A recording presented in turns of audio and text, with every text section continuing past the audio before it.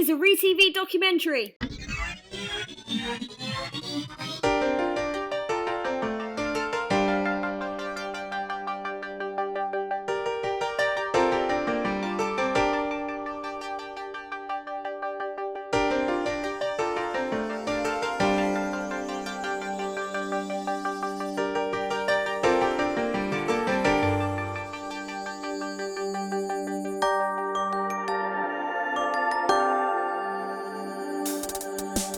Episode 8 of the ReTV Crocodile Tears series. For those of you who are interested in what's in the ReTV exclusive content, today's your lucky day. Check out the 20-minute trailer for the first series of the exclusive content on my website. You don't need an account or a membership to watch the trailer. Just go to www.retvdocs.com/trailer. I promise you will not be disappointed. The last couple of intros have been aimed at telling the trolls to jog right on. This intro, however, is for the channel supporters. If you've engaged with this channel in any way, if you've left a comment, gave a thumbs up, if you've subscribed to this channel, if you're an official supporter and have a subscription to my exclusive content, you guys are awesome.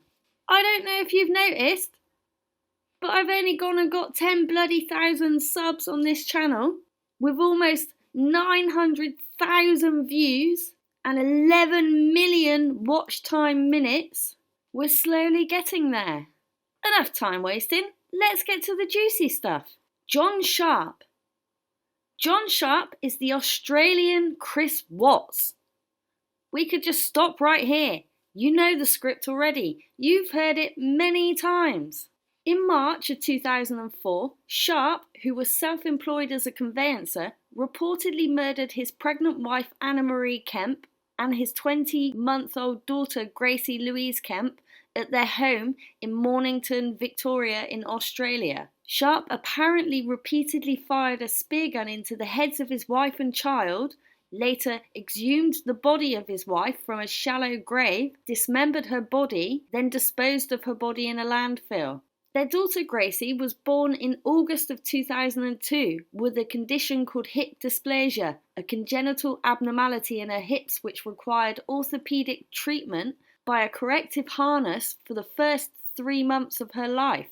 She apparently cried often and had difficulty sleeping, a situation which appeared to place some strain on the marriage. Even after the harness was no longer required, Gracie still had difficulties with feeding and sleeping, for which Kemp sought professional assistance. In 2003, Sharp reportedly purchased a high-powered spear gun and an additional spear at a local shop in Mornington. He had not previously shown an interest in spearfishing. He practiced firing the spear gun in their backyard in order to become familiar with its operation. In November of 2003, when Gracie was about 15 months old, Kemp became pregnant again. Sharp later told police investigators that this pregnancy came as a surprise to him. Sharp apparently decided that he did not want another child.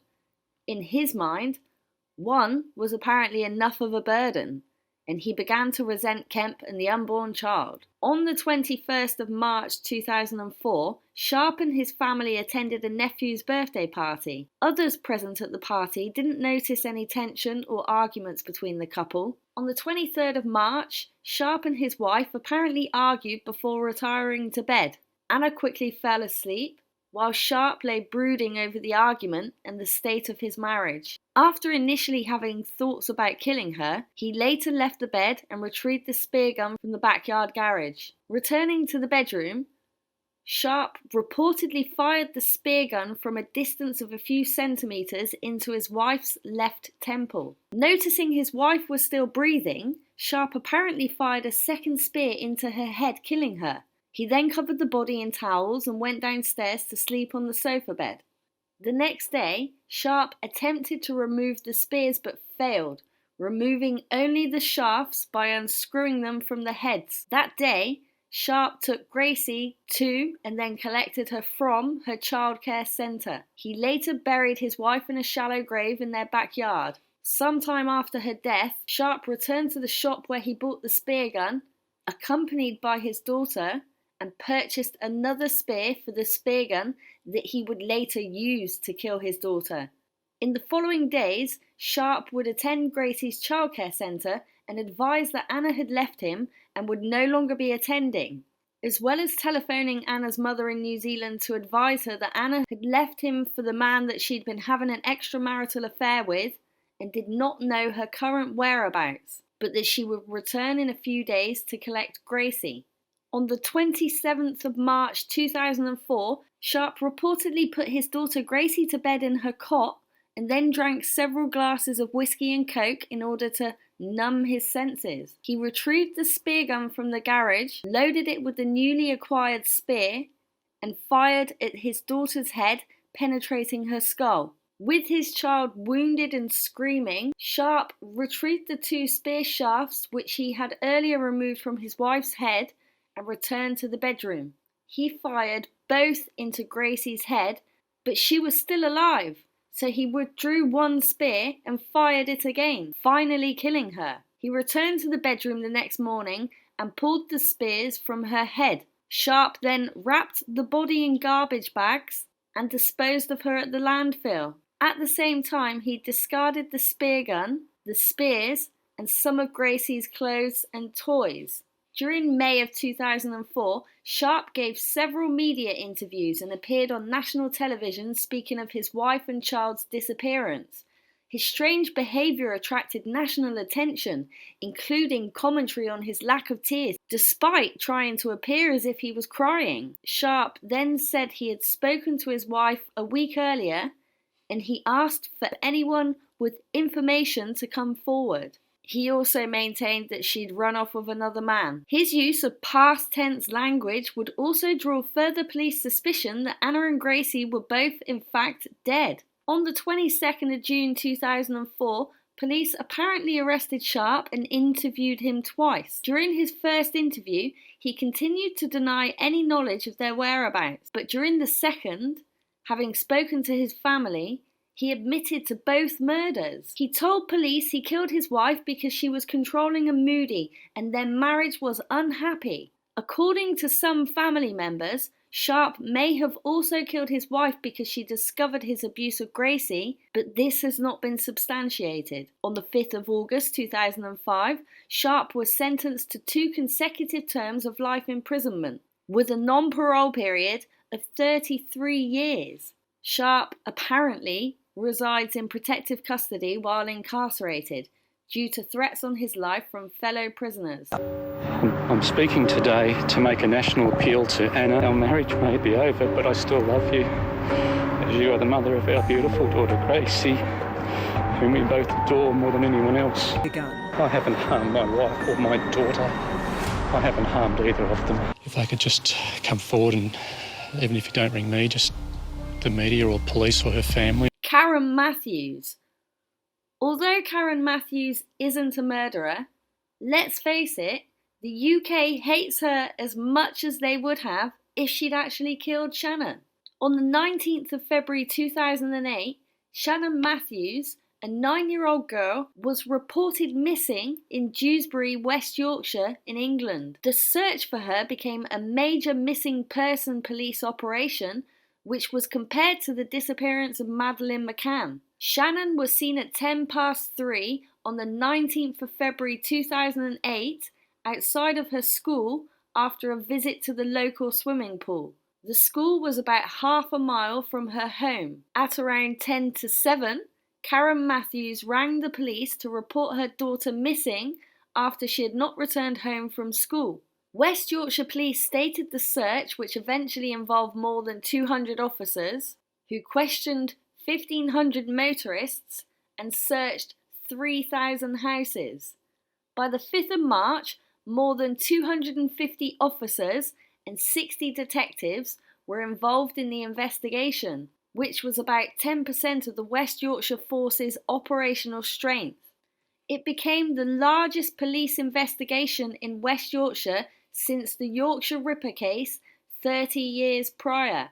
Of 27 specialist victim recovery dogs in the UK, 16 were involved in this search. The Sun newspaper offered a reward of £20,000 for information leading to Shannon's safe return, which was increased to £50,000 on the 10th of March, by which time she had been missing for 20 days. A business in Huddersfield, 9 miles from Dewsbury, also offered £5,000. West Yorkshire Police created a web page, Missing Shannon Matthews Appeal, and on the 7th of March released a photograph of Shannon on the website.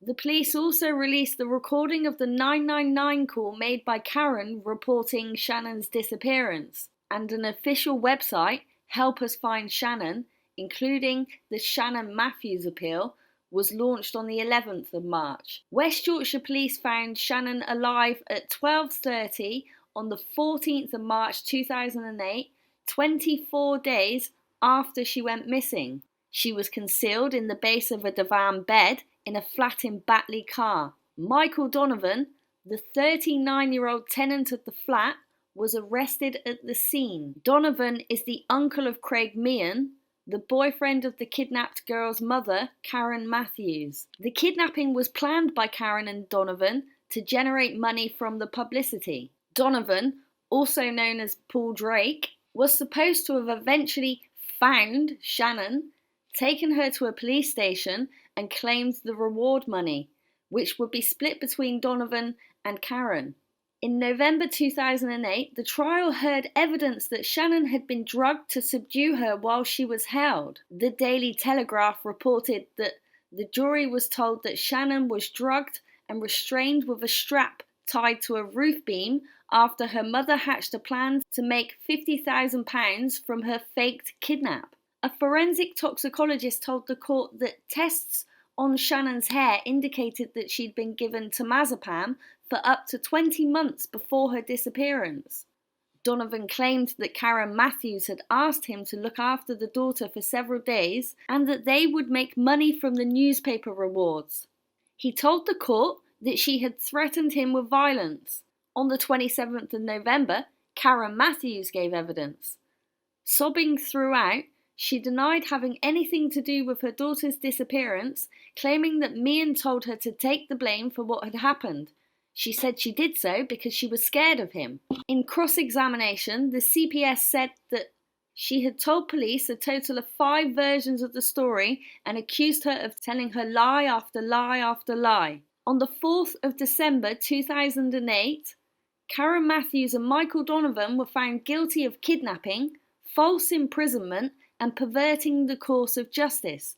The plan had been for Donovan to release Shannon at Dewsbury Market, drive around the corner to discover her, then take her to a police station and claim the £50,000 reward. This would be split between Donovan and Karen Matthews. On the 23rd of January 2009, both were sentenced to 8 years in prison, and Meehan was convicted of possessing child pornography, which was discovered on his computer during the investigation, but apparently had nothing to do with the kidnapping.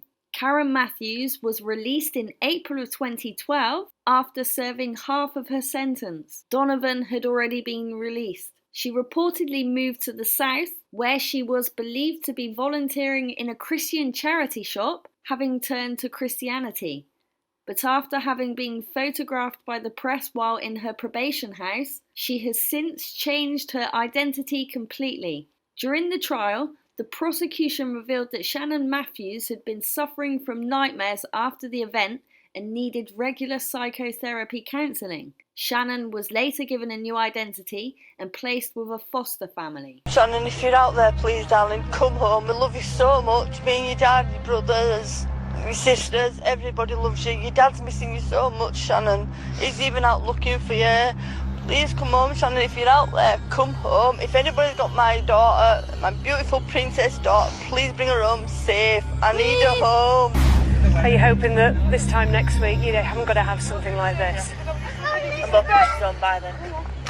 Well, it's hard to sleep, really. It's just, I don't feel the same without them not being there, really. It just feels empty.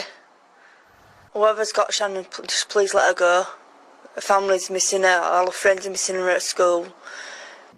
Well, I think that somebody out there who knows Shannon was supposed to probably know me as well. And I just want her home safe, really. It makes me think now I can't trust people who's really close to me anymore. I just can't trust them. That's it, time, Mum. Love you.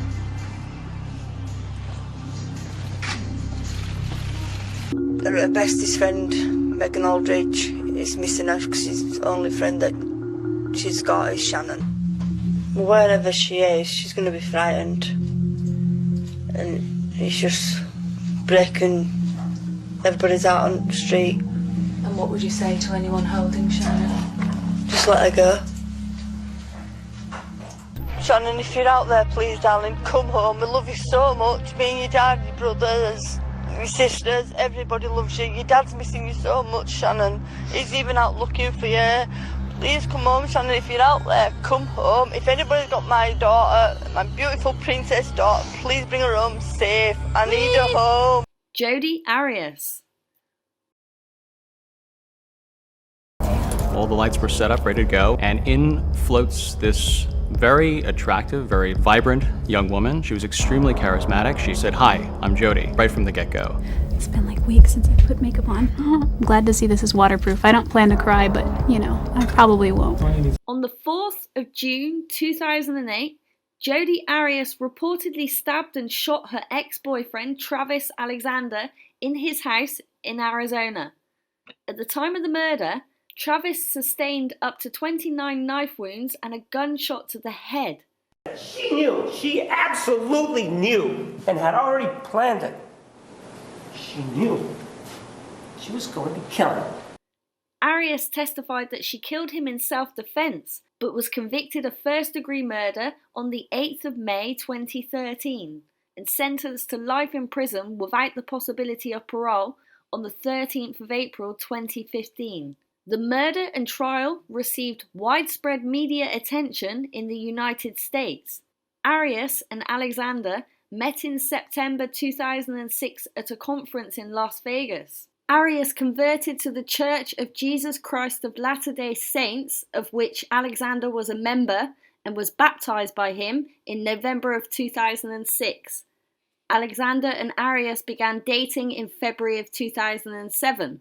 Arias moved to Mesa to live closer to Alexander, and in April 2008 she moved to Yreka, California, and lived there with her grandparents. Alexander and Arias dated intermittently for a year and a half, often in a long-distance relationship, taking turns traveling between their respective Arizona and California homes. Alexander's friends who knew Arias and observed them together tended to have a negative opinion of her, stating that the relationship was unusually tumultuous and that Arias' behavior was worrying. In early 2008, Alexander told acquaintances that Arias would join him for a work-related trip to Cancun in Mexico, scheduled for June. In April, Alexander asked to change his travel companion to another female friend. On the 28th of May, a burglary occurred at the residence of Arias' grandparents, with whom Arias was living. Among the missing objects was a .25 caliber automatic Colt pistol, which was never recovered. This later became significant as a shell case from a spent .25 caliber round was found near Alexander's body at the murder scene. On the 2nd of June, Arias called Alexander 4 times but did not appear to get through to him, since the longest of the calls was 17 seconds. And then Alexander called Arias twice, the first time for 18 minutes and the second time for 41 minutes. Early hours of the morning, Arias called Alexander back, and the call lasted 2 minutes and 48 seconds. Neither of these calls nor their transcripts were presented in Arias' trial. At 20 to 6, Arias set out to drive south to rent a car for a long trip to Utah, as shown by evidence of a petrol purchase in Yreka. On the 2nd of June, at 8:04 a.m., Arias rented a car in Redding, California. She indicated she will return the car in Redding. Arias visited friends in Southern California on her way to Utah for a work conference and to meet with a co-worker. By late evening on the 3rd of June, Arias apparently set out for Salt Lake City. Alexander missed an important conference call on the evening of the 4th of June. The following day, Arias met up with her co-worker in the Salt Lake City suburb of West Jordan, Utah, and attended business meetings for the conference. Her colleague later said that he noticed Arias's formerly blonde hair was now dark brown and she had cuts on her hands. On the 6th of June, she left Salt Lake City and drove west towards California. She called Alexander several times and left several voicemail messages for him. She also accessed his cell phone voicemail system.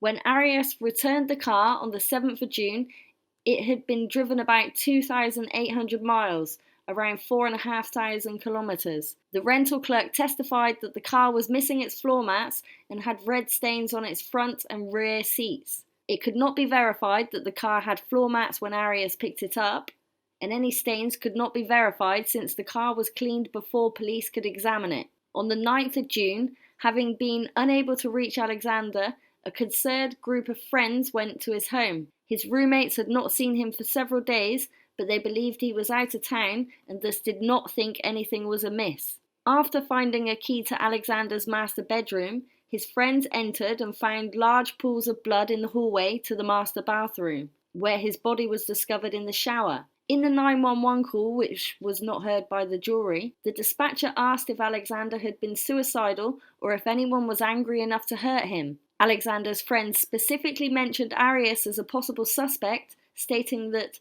Alexander had said that she was stalking him, accessing his Facebook account and slashing his tires. While searching Alexander's home, police found his recently purchased digital camera damaged in the washing machine.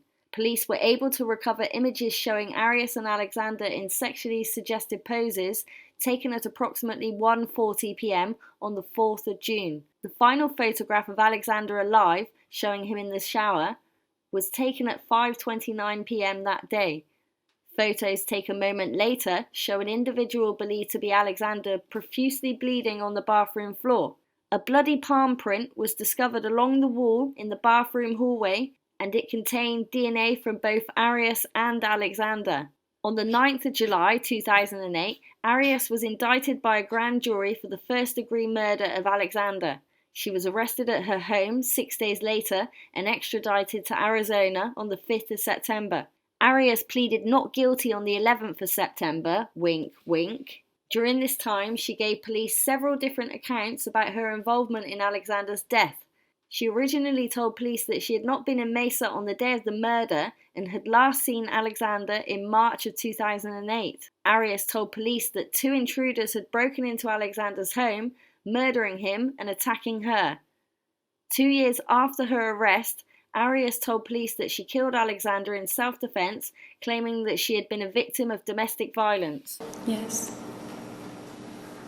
Let's take a look at exhibit number 78.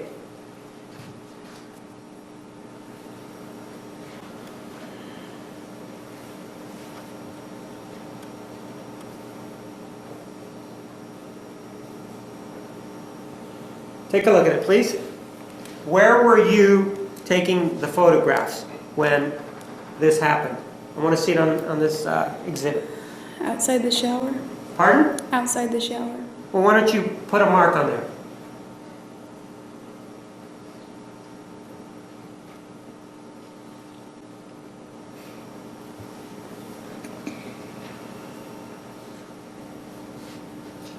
Ma'am, were you crying when you were shooting him?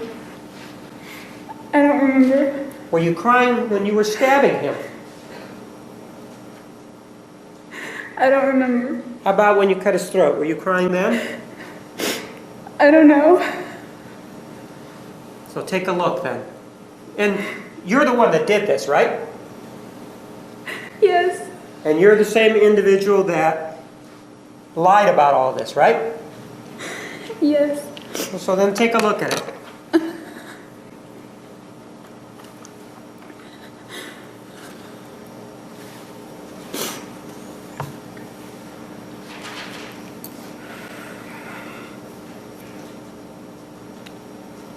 All right, we're going to take the noon recess at this time. Hi, nice to meet you. I won't get a chance to introduce myself when everybody's mic. What network are you with? I'm with CBS. Oh, cool. I'm already speaking with CBS. Oh, you're the Tammy that was Yeah, here. I'm Okay. the one that you were supposed to be speaking with. Okay, cool. So you're flying to Vegas? No, it's actually a producer that does freelance out there. She's the one that we were talking to, and I'm helping her out. So it's kind of confusing. Different states. Different Sounds people. exciting. Either way. I already wiped it. Oh, you did? Okay. Yeah, where it's I guess that's really all I needed. Sorry. Don't roll the tape yet. Thanks for watching. If you got this far, I actually love you. If you enjoyed the content, give it a thumbs up. If you want to support this channel, smash that subscribe button now. What are you waiting for? A massive thank you to the people who have kindly supported my channel, the official ReTV supporters who sponsor this content. You guys are awesome. Peace. You've been watching a ReTV documentary.